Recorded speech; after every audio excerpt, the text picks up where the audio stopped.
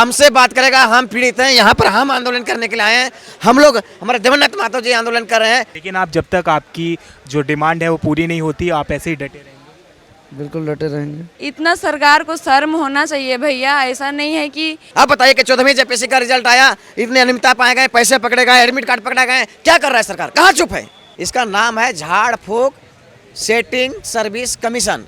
मतलब आपके पास पैसा है तो नौकरी लगो। नमस्कार, मेरा नाम आशीष है और आप देख रहे हैं इस वक्त हमारी मौजूदगी झारखंड रांची में है, जहां पर एक बड़ा प्रोटेस्ट चल रहा है। आप देखिए अभी तकरीबन 11:30 बजे का वक्त है, लेकिन छात्र यहां पर डटे हुए हैं और मुख्यमंत्री से बार बार अकाउंटेबिलिटी की मांग कर रहे हैं। तो ये देखिए, जो यहां पर धरना प्रदर्शन कर रहे हैं वो भूख हड़ताल पे हैं। तो उनसे पूछने की कोशिश करते हैं कि आखिर उनके मुद्दे क्या हैं, क्योंकि दिल्ली में बैठा जो आम व्यक्ति है, जो आम छात्र है, वो समझ नहीं पा रहा है कि रांची के अंदर इस वक्त क्या चल रहा है और जंतर मंतर से इस प्रोटेस्ट की तुलना क्यों हो रही है। मैम, क्या मुद्दे हैं आपके, क्या कंसर्न है, अभी तक सरकार ने क्या कहा है?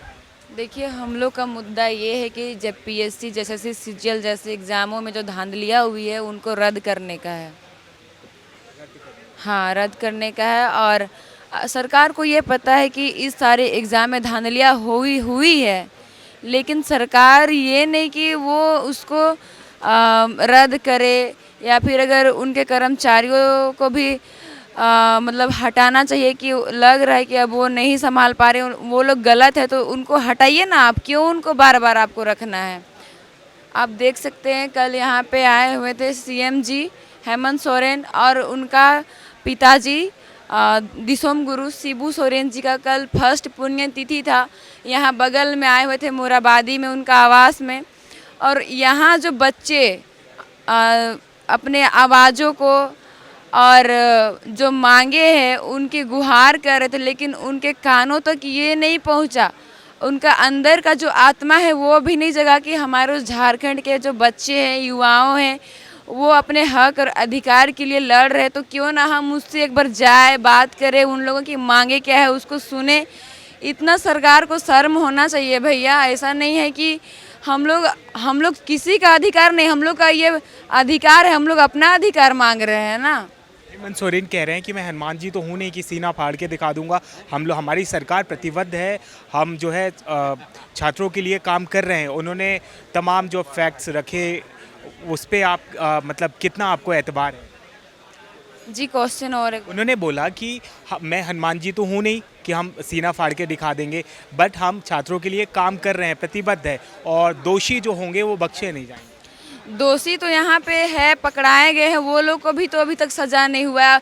दोषी ऐसा भी होता है ना, दोषी को कुछ दिन सजा मिलता है, उसके बाद छोड़ के फिर उसको दूसरा जगह नौकरी मिलता है। यहाँ का सरकार मतलब क्या, हम लोग चूतिया हैं यहाँ के आदमी लोग?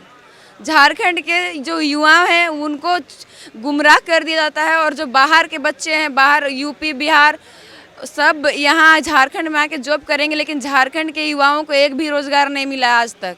जो जेपीएससी के जो पहले चीफ रहे हैं उनकी अरेस्टिंग भी हुई, उनके तमाम लोकेशन पे जो है रेड भी की गई, तो उस पर अरेस्टिंग वो अलग है, लेकिन अरेस्टिंग से पहले जो सीबीआई और ईडी जांच करे ना, इस्तीफा देने से नहीं होता है। यहाँ पे चेक करिए, इस्तीफा दीजिएगा तो क्या हम लोग का टाइम फिर वापस आएगा पढ़ने का? हम लोग जो रेंट भाड़ा देते हैं रूम का वो वापस आ जाएगा?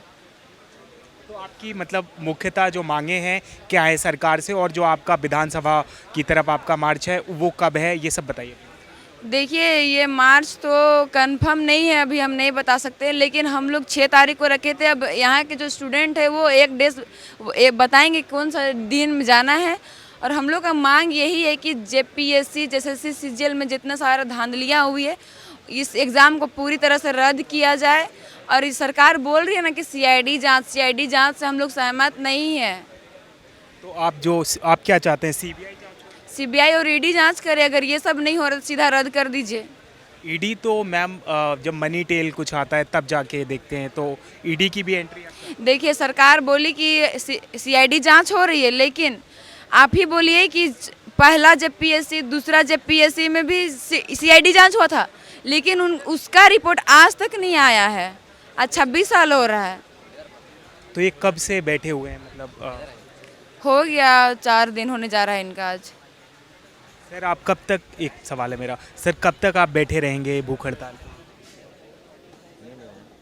अच्छा मैम, जैसे आज जो सीजेपी के चीफ हैं उन्होंने भी प्रोटेस्ट को जो है समर्थन किया है, सुबह कॉल भी आया था।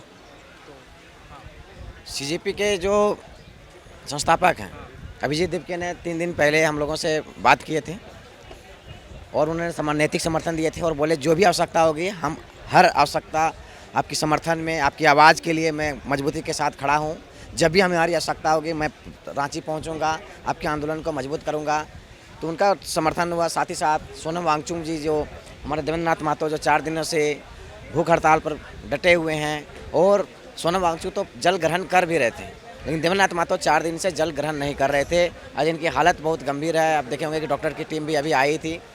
तो ऐसी स्थिति में सोनम वांगचुक को सोशल मीडिया के थ्रू जानकारी हुई कि हमारे तर्ज पर को झारखंड के क्रांतिकारी योद्धा जो हैं देवेंद्र नाथ महतो जी जो भूख हड़ताल में हैं और जल भी ग्रहण नहीं कर रहे हैं, तो उन्होंने उनसे मुलाकात करने की कोशिश की और वीडियो कॉलिंग के माध्यम से उन्होंने इनको बोला कि आप योद्धा हैं, क्रांतिकारी हैं, आपकी आवश्यकता है झारखंड की, तो आप ऐसा करो, जल ग्रहण करो।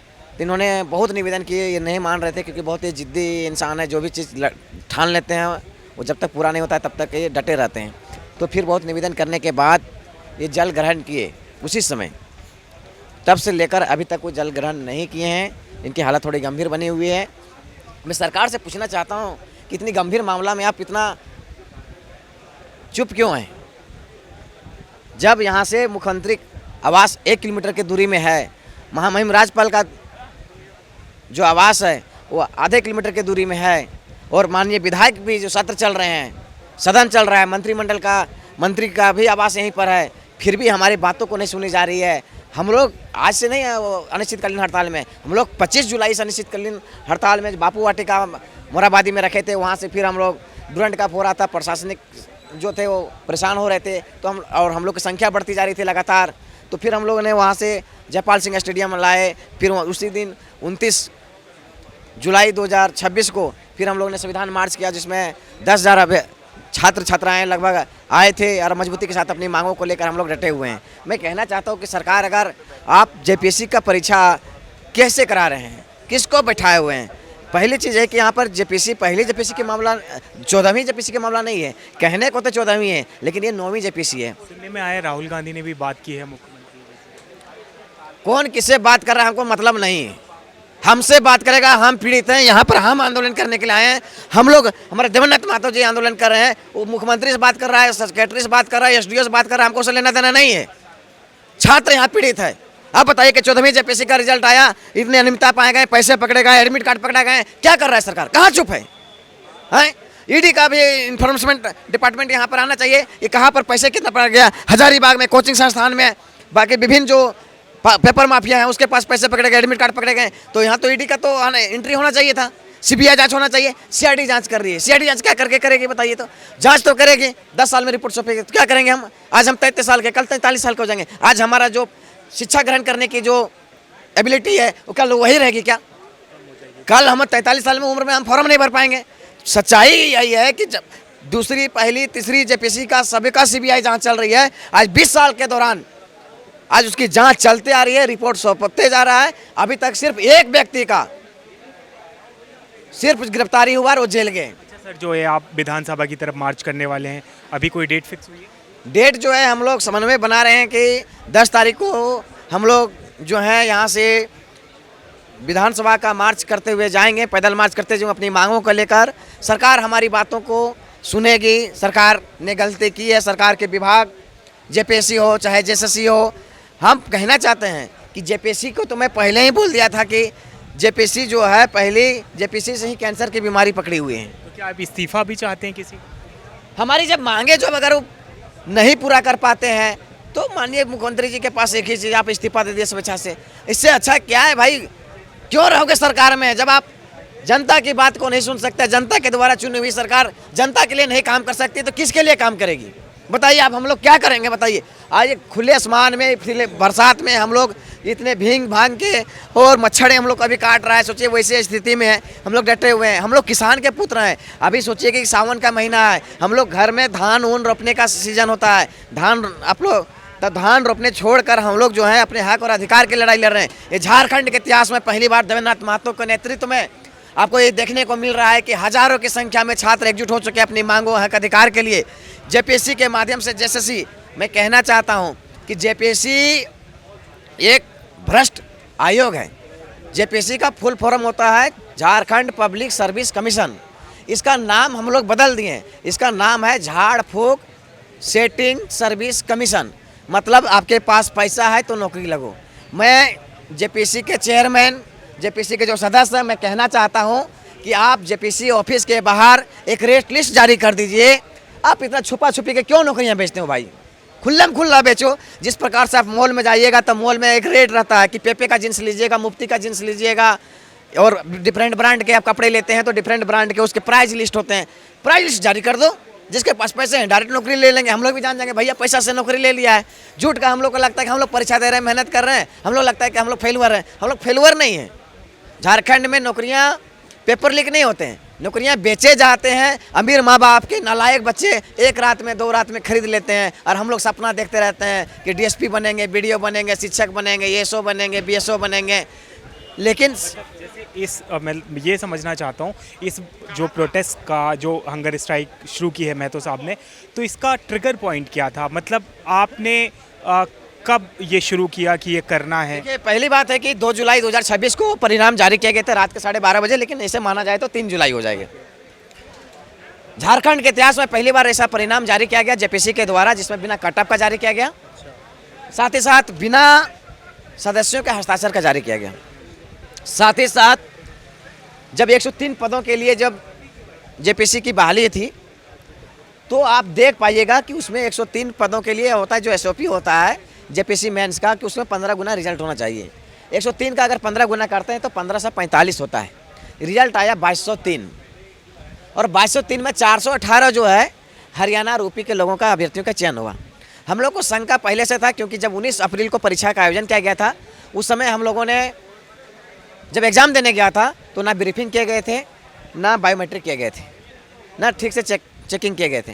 तो वैसे स्थिति में जब हम लोग परीक्षा लिख के आए तो जल्दीबाजी में दूसरा दिन आंसर की जारी कर दिया। झारखंड के इतिहास में पहली बार इतना जल्दी आंसर की जारी किया गया। 3 दिन आंसर की चैलेंज करने के लिए दिया गया। लेकिन हम लोग को पहले से शंका था कि यहाँ पर बहुत बड़ा खेला हो रहा है। कुल मिला के ये है, जेपीएससी की जो परीक्षा हुई है उसको आप रद्द चाहते हैं?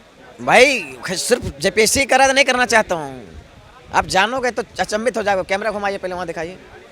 ये अभय तिवारी हैं, वीर सूरमा भोपाली, जेएसएससी पीजीटी 2023 का इंग्लिश का है सबसे बड़ा खिलाड़ी। टॉपर है तिवारी, बाकी है अनाड़ी। इसके रिश्तेदार और परिवार भी हैं सबसे बड़ा खिलाड़ी, और झारखंड का जेपीएससी और जेएसएससी का सबसे बड़ा व्यापारी। मेहनत, लगन, रणनीति और सफलता का प्रतीक अभय तिवारी। ये क्या मैसेज है सर? क्या मैसेज है ये अभय तिवारी को आप नहीं पहचान रहे हैं? नहीं, मैं पहचान रहा हूँ, लेकिन आप क्या बताना चाहते हैं? ये अभय तिवारी जो ब्लैक लिस्टेड एजेंसी के द्वारा जेपीएससी का परीक्षा का जो आयोजन कराया गया है, उसका ये मार्केटिंग मैनेजर है।